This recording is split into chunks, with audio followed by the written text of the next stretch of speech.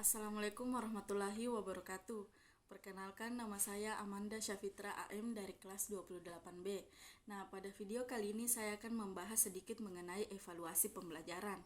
Nah, bahan ajar konsep evaluasi pembelajaran pertamanya dimulai dari pengertian. Saya yakin istilah evaluasi sudah akrab di telinga Anda masing-masing. Bahkan ketika Anda mendengar kata evaluasi, Anda sering mengaitkannya dengan kata penilaian, pengukuran, dan tes. Nah, kesalahan awam yang paling sering ditemui dalam dunia pendidikan adalah menganggap keempat kata tersebut adalah sama atau sinonim. Pada kenyataannya, evaluasi, penilaian, pengukuran, dan tes adalah keempat kata yang berbeda, baik dari segi makna maupun dari segi ruang lingkupnya. Agar tidak terjadi kesalahan serupa, ada baiknya kita akan membahas perbedaan antara evaluasi, asesmen, pengukuran, dan tes. Nah, apa sih itu tes? Nah, istilah tes berasal dari bahasa Latin, yaitu testum, yang berarti sebuah piring atau jambangan dari tanah liat. Nah, istilah ini pada awalnya digunakan dalam bidang psikologi sebagai metode untuk menyelidiki kejiwaan seseorang.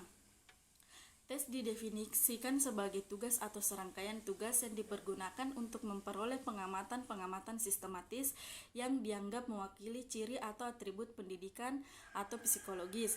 Nah, di sini dalam bahasa sederhananya, tes adalah sejumlah pertanyaan yang harus dijawab dengan benar dan sebagai hasil peroleh sebuah ukuran atau nilai angka sebagai representasi kemampuan dari orang yang menjawabnya. Nah, selanjutnya di sini kita akan membahas pengukuran. Apa sih itu pengukuran? Nah, pengukuran dalam bahasa Inggris dikenal dengan istilah measurement. Nah, measurement merupakan suatu kegiatan yang dilakukan untuk mengukur dalam arti membandingkan fakta-fakta yang ada dengan sebuah kriteria atau satuan ukuran tertentu sehingga menjadi kuantitatif. Sehingga bisa disimpulkan bahwa pengukuran adalah sebuah proses bukan hasil, yakni proses yang dilakukan secara sistematis untuk memperoleh besaran kuantitatif dari suatu objek tertentu dengan menggunakan alat ukur yang baku. Sedangkan dalam bahasa sederhananya, pengukuran dapat diartikan atau dipahami sebagai proses mengukur atau pemberian angka-angka yang merupakan representasi dari atribut sebuah objek ukur. Ilmu tentang pengukuran disebut dengan psikometri. Setelah membahas pengukuran, kita akan beralih kepada penilaian atau asesmen. Apa sih penilaian itu? Apa sih asesmen itu? Nah, asesmen diserap dari bahasa Inggris, assessment, yang akar katanya adalah assess, yang berarti menilai atau menaksir. Nah, menilai berarti mengambil keputusan terhadap sesuatu dengan mengacu pada ukuran tertentu, seperti menilai baik buruk, sehat sakit, pandai bodoh, tinggi rendah, dan lain-lain. Nah, sedangkan dalam dunia pendidikan, asesmen atau penilaian berarti sebuah proses pengumpulan informasi memonitor kemajuan peserta didik, serta lebih tepatnya aktivitas mengumpulkan, mereview dan menggunakan informasi secara sistematik tentang program pendidikan dengan tujuan meningkatkan belajar dan perkembangan siswa. Nah, di sini setelah membahas mengenai asesmen, kita akan membahas mengenai evaluasi. Pengertian evaluasi. Apa sih evaluasi itu? Bagaimana sih evaluasi itu? Nah, evaluasi berasal dari kata Inggris evaluation yang juga berarti penilaian. Akar katanya adalah value yang berarti nilai. Istilah evaluasi merujuk pada suatu tindakan atau suatu proses untuk menentukan nilai dari sesuatu. Sekilas evaluasi nampak sinonim dengan asesmen, tapi pada kenyataannya berbeda. Nah, pada kenyataannya berbeda dan memiliki ruang lingkup yang berbeda dengan evaluasi. Evaluasi merupakan proses menggambarkan, memperoleh, menyajikan informasi yang berguna untuk merumuskan sesuatu alternatif keputusan. Nah, dalam hal ini melibatkan kegiatan analisis dan interpretasi terhadap informasi yang diperoleh dari aktivitas dan dalam aktivitas mengukur dan menilai.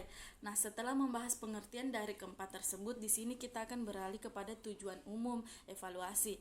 Nah, secara umum Tujuan evaluasi adalah pembelajaran untuk mengetahui keefektifan dan keefisiensi sistem pembelajaran secara luas. Sistem pembelajaran dimaksud meliputi tujuan pembelajaran, metode, media, sumber belajar, lingkungan maupun sistem penilaian itu sendiri. Nah, selain itu, evaluasi pembelajaran juga ditujukan untuk menilai keefektifan strategi pembelajaran, menilai dan meningkatkan keefektifan program kurikulum, menilai dan meningkatkan keefektifan pembelajaran, membantu belajar peserta didik, mengidentifikasi kekuatan dan kelemahan peserta didik, serta untuk menyediakan data yang membantu dalam membuat keputusan. Nah, di sini evaluasi juga memiliki tujuan khusus. Tujuan khusus evaluasi adalah untuk merangsang kegiatan peserta didik dalam menempuh program pendidikan untuk mencari dan menemukan faktor penyebab keberhasilan dan ketidakberhasilan peserta didik dalam mengikuti program pendidikan sehingga dapat dicari dan ditemukan jalan keluar atau cara-cara perbaikannya. Nah, setelah membahas mengenai tujuan evaluasi, di sini kita akan menyebutkan sedikit mengenai jenis-jenis evaluasi. Nah, evaluasi itu sendiri memiliki 4 jenis. Yang pertama yaitu evaluasi formatif, yang kedua yaitu evaluasi sumatif, yang ketiga evaluasi penempatan, dan yang terakhir yaitu evaluasi diagnostik. Nah, setelah menyebutkan jenis-jenis evaluasi, di sini saya akan membahas mengenai fungsi evaluasi itu sendiri. Fungsi evaluasi dapat dilihat berdasarkan jenis evaluasi itu sendiri. Nah, fungsi yang pertama yaitu fungsi formatif, yaitu memberikan umpan balik atau feedback bagi guru sebagai dasar untuk memperbaiki proses pembelajaran dan mengadakan program remedial bagi peserta didik yang belum menguasai sepenuhnya materi yang dipelajari. Nah, fungsi yang kedua yaitu fungsi sumatif. Fungsi sumatif yaitu mengetahui tingkat penguasaan peserta didik terhadap materi pembelajaran, menentukan angka atau nilai sebagai bahan keputusan kenaikan kelas dan laporan perkembangan belajar, serta dapat meningkatkan motivasi belajar. Fungsi selanjutnya yaitu fungsi diagnostik. Fungsi diagnostik di sini yaitu dapat mengetahui latar belakang peserta didik dalam artian psikologi, fisik, dan lingkungan yang mengalami kesulitan belajar. Fungsi selanjutnya yaitu seleksi. Dan penempatan, yaitu hasil evaluasi dapat dijadikan dasar untuk menyeleksi dan menempatkan peserta didik sesuai dengan minat dan kemampuannya. Nah, setelah membahas dari beberapa fungsi, selanjutnya di sini saya akan membahas mengenai prinsip evaluasi. Untuk memperoleh hasil evaluasi yang baik, maka kegiatan evaluasi harus bertitik tolak dari prinsip-prinsip. Nah, prinsip-prinsip tersebut ada 5. Prinsip yang pertama yaitu kontinu, yang kedua kooperatif, yang ketiga komprehensif, yang keempat adil dan objektif, dan yang terakhir yaitu praktis. Nah, itulah tadi pembahasan saya mengenai evaluasi. Lebih dan kurangnya mohon dimaafkan. Assalamualaikum warahmatullahi wabarakatuh.